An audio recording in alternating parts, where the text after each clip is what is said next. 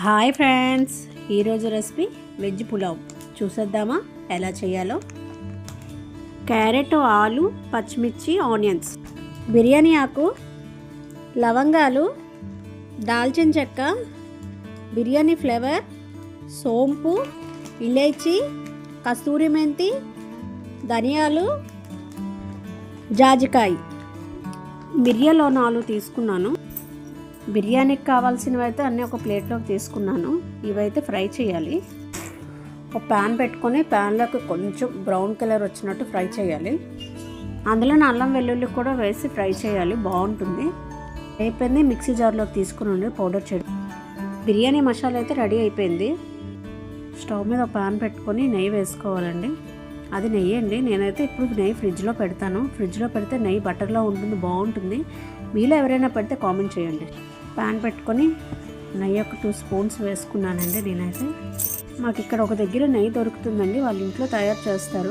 ఎప్పుడు నేను అక్కడే తీసుకుంటాను, చాలా బాగుంటుంది. నెయ్యి వేసుకున్నాక దానికి తగినంత ఆయిల్ వేసాను. ఆయిల్ వేసి పచ్చిమిర్చి, ఆనియన్స్ అన్న పచ్చిమిర్చి కొంచెం బ్రౌన్గా వస్తే చాలా బాగుంటుంది. ఆనియన్స్ ఎంత ఫ్రై అయితే అంత బిర్యానీ టేస్ట్ వస్తుంది. చూసారా ఎంత బ్రౌన్గా నేనైతే వేయించుకున్నానో. ఇదంతా ఆయిల్ అంతా తీసి ప్లేట్లోకి సైడ్కి తీసి పెట్టుకుంటాను. ఆనియన్స్ ఇలా వేగితే పులావ్ చాలా మంచి టేస్ట్ వస్తుంది. ఆనియన్స్ అయితే సైడ్కి తీసి పెట్టుకున్నాను. ఆయిల్లో బిర్యానీ ఆకు, నేను కట్ చేసి పెట్టుకున్న ఆలు, meal maker, green peas, carrot అవన్నీ ఆయిల్లో ఫ్రై చేయాలండి. ఆయిల్ అందులో వేసుకున్నాను.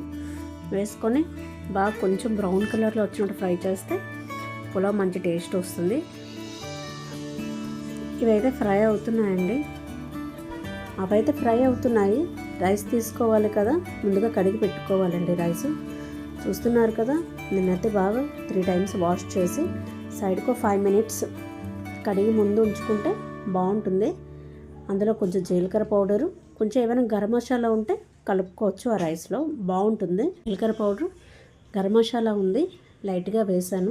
మరి ఆల్రెడీ ముందు వేసే మసాలాలు ఎక్కువైపోతాయి. మనం ముందుగా బిర్యానీ మసాలా అంతా గ్రైండ్ చేసుకొని ఉంచుకున్నాం కదా, ఆ మసాలా అంతా ఆలూలో వేసి ఫ్రై చేస్తున్నాను. చూస్తున్నారు కదా, కచ్చాపిచ్చిగా చేశాను, మరీ పేస్ట్లా కాదు. అవన్నీ వేయించుకోవాలండి, బాగా కలపాలి. బిర్యానీ మసాలా వేసాక కాసేపు కొంచెం వేగాలి, అవన్నిటికీ పట్టాలి కదా. అవైతే బాగా ఫ్రై అయిపోయండి. కొంచెం అందులో పెరుగు వేసుకుంటాను. ఒక కప్పుడు పెరుగు తీసుకున్నాను. పెరుగు మనం వేసిన కూరలకు అన్నికి పడుతుంది కాబట్టి అటు ఇటు బాగా కలుపుకోవాలి. అక్కడక్కడ ఉండిపోతే బాగుండదు. పెరుగు వేస్తే మంచి టేస్ట్ వస్తుందండి పులావు. పెరుగు కలిపాక సాల్ట్ తగినంత ముందుగా కడిగి పెట్టుకున్న రైస్ కూడా అందులోనే వేసుకున్నాను. మసాలా కూడా కలిపి ఉంచాం కదా, వేసి అటు ఇటు బాగా కలపాలండి. ఎందుకంటే సాల్ట్ దానికి బాగా పడుతుంది. నేనైతే 2 గ్లాసెస్ చేశానండి. బాస్మతి రైస్ అయితే 1 వేస్తాము. ఇంట్లో నార్మల్ రైస్ అయితే 1కి 2 వేస్తాం. నేనైతే రైస్ కుక్కర్లో చేసుకుంటున్నాను. 1కి 2 వేసాను. మొత్తం 4 గ్లాసులు నీళ్ళు వేసాను. పులావ్ ఎవరికి తెలియదు చెప్పండి, అందరికీ తెలుసు. ఒక్కొక్కరు ఒక్కొక్క విధంగా చేస్తారు. మీ ఇంట్లో కూడా ఇలాగే చేస్తే కామెంట్ చేయండి. 2 గ్లాసుతో చేశాను కాబట్టి 4 గ్లాస్ వాటర్ అయితే నేను వేసేసుకున్నాను. అటు ఇటు కలిపేసుకొని ముందుగా ఆనియన్స్ కట్ చేసి ఉంచుకున్నాం కదా, ఫ్రై చేసి ఆనియన్స్ కూడా అందులో వేసేయాలండి. ఆనియన్స్ వేసాక అటు ఇటు కూడా బాగా కలుపుకోవాలి. ఎందుకంటే ఉప్పు అన్నిటికీ రైస్కి కూడా పట్టాలి కదా, అందుకే అటు ఇటు బాగా కలుపుకున్నాను.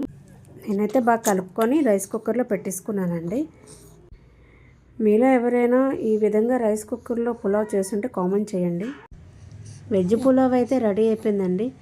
చూసారు కదా రైస్ కుక్కర్లో ఎంత బాగా వచ్చిందో. మూతీగానే వేడి మీద అటు ఇటు కలుపుకోవాలి. అది బాగా ఉడికి కర్రీ అంతా ఒక దగ్గర అయిపోతుంది కాబట్టి అటు ఇటు కలుపుకోవాలి. వెజ్ పులావ్లోకి సలాడ్ అయితే నేను చేసుకున్నాను, అదే పెరుగు చట్నీ అంటారు. వెజ్ పులావ్ అయితే రెడీ అయిపోయిందండి. చూస్తున్నారు కదా ఎంత బాగా వచ్చిందో. ఇంకెందుకు లేటు, ప్లేట్లో పెట్టి అందరికి ఇచ్చేద్దామా. ఈ పులావ్ కనుక మీకు నచ్చినట్టయితే లైక్ చేయండి, షేర్ చేయండి, సబ్స్క్రైబ్ చేయండి.